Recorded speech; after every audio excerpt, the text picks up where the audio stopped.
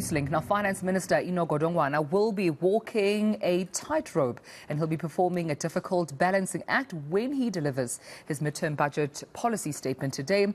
While sluggish economic growth, ballooning debt, loss of revenue and never-ending power cuts continue to collapse the struggling economy.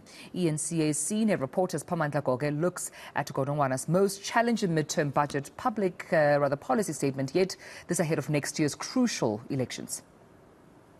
Fasten your seatbelts, South Africans. The road ahead is about to get very bumpy.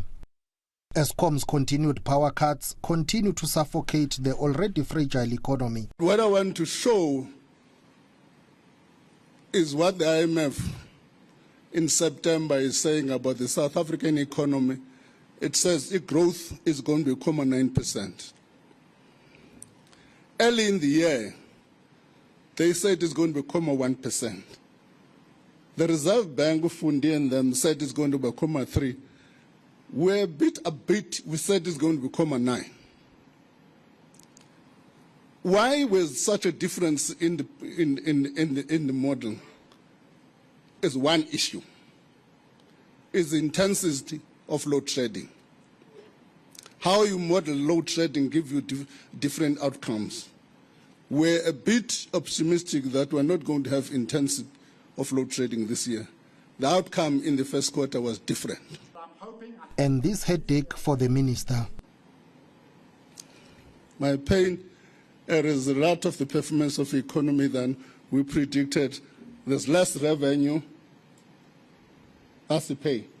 I said I'm going to tell you about my pay. Parallel to that, expenditure is growing. I'm losing revenue this side, expenditure is growing this side. I've got to find a balance. I've got to find now a growing fiscal bank. If we project the loss of revenue over the next few months up to the beginning of the year, we're going to have serious challenge. And that serious challenge is reflected by the Reserve Bank. It's not me, although they say they take it from me.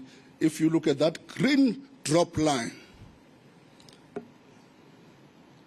the Reserve Bank is saying sooner or later we're going to run out of cash.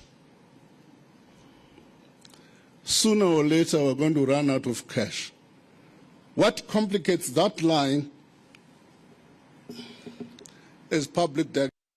No matter what cost-cutting and belt-tightening measures the government implements, very little will improve. Until debt do us apart. Despite repeated calls to cut unnecessary spending by those running the country's fiscus, these will be difficult to achieve ahead of a do-or-die general election. Currently, if you look at our debt to GDP, is already over 70%.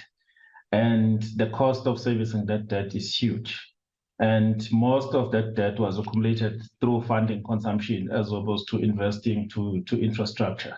So our option is either to increase that debt, increase taxes, or manage your spending. And increasing of taxes, as you will have seen in the past, they increase VAT, but the expected collections never really materialized. So it shows that the taxpayer has gotten to a point where they can't pay more taxes. So it eliminates the tax increases. Then you look at the debt, you increase the debt, but it's also a challenge. So I think the focus should be on cost containment. As the minister has alluded to it, we know that there is challenges in terms of doing that currently because of the elections that are coming in next year.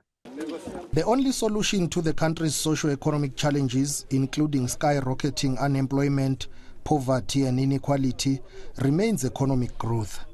But how we achieve that is anyone's guess. Siphamandla Goge, Johannesburg.